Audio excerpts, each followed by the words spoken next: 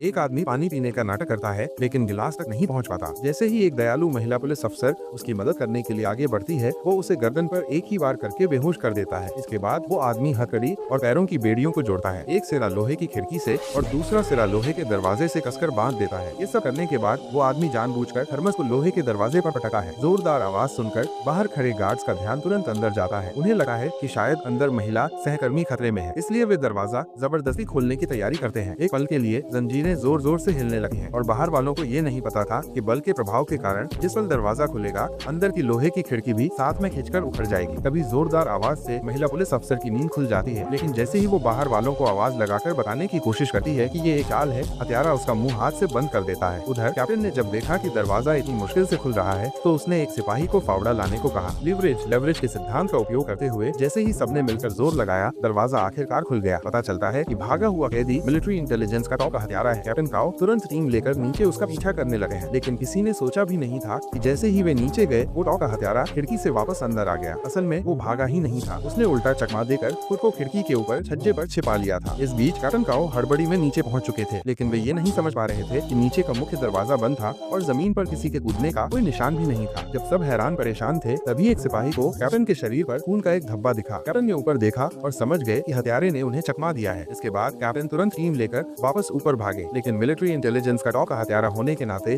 उसकी मानसिक दृढ़ता असाधारण थी। वो सीढ़ियों के कोने में बिना सांस की आवाज किए छिपा रहा। जब तक कैप्टन वापस उसी कमरे में पहुंचे, उन्होंने देखा कि एक सिपाही जमीन पर पड़ा है और उसके कपड़े गायब हैं। यह समझते हुए कि हत्यारा शायद दीवार फांदकर भाग गया है, कैप्टन ने पूरे शहर में तलाशी और नाकाबंदी के लिए बड़ी संख्या में पुलिस बल तैनात कर दिया। हालांकि इतनी कड़ी नाकाबंदी के बावजूद आधे दिन की तलाशी के बाद भी हत्यारे का कोई सुराग नहीं मिला। इससे कैप्टन बहुत परेशान हो गए। तभी महिला पुलिस अफसर ने पूरी घटना को अपने मन में फिर से याद किया और उसका चेहरा गंभीर हो गया। उसने चुपके से कैप्टन की बाह को दबाकर इशारा किया। कैप्टन भी तुरंत समझ गए, लेकिन जैसे ही वो अपनी बंदूक निकालने के लिए हाथ बढ़ाने वाली थी, हत्यारा एक कदम आगे था और पिछली सीट से बाहर कूद गया। जो कि आसपास आम नागरिक थे, कैप्टन ने गोली चलाने की हिम्मत नहीं की। महिला पुलिसकर्मी शाओ मेई ने तुरंत कार से उसका पीछा करना शुरू कर दिया। अगले ही पल वो आदमी एक ऊंची इमारत से कूदा और सीधे शाओ मेई की कार के सामने आ गिरा। हत्यारा कार के ऊपर से कूदकर फिर भागने लगा। अपनी फुर्ती के दम पर उसने जल्दी ही पीछा करने वालों को पीछे छोड़ दिया, लेकिन अचानक अगले ही पल वो रुक गया। उसने देखा कि एक ट्रक तेज रफ्तार से शाओ मेई की कार से टकराने वाला था। इंसानियत के नाते हत्यारे ने वापस लौटने का फैसला किया और बहुत तेजी से शाओ मेई को बचा लिया, लेकिन इसी वजह से वो एक बार फिर पुलिस द्वारा जिंदा पकड़ लिया गया।